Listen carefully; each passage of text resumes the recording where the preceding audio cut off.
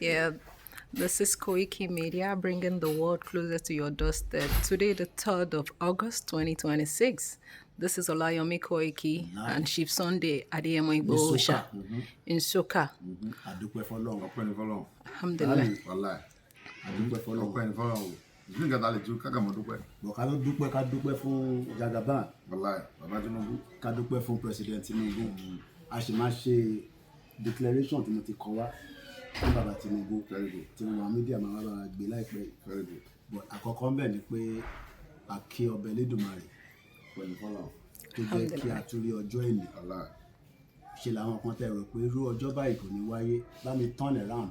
Ká máa sọ pé ilé bá mi kò ń ṣe ilé tí àwọn èèyàn understand pé kò sí nǹkan kan tó ń wá ìfẹ́ tó ní sí ilẹ̀ káàárọ̀ òjíire òun náà ni wọ́n fi ń ṣe tó gbé dání. Èyí tí mo mọ̀ dájú ni pé mo fi ọjọ́ ẹni bá mi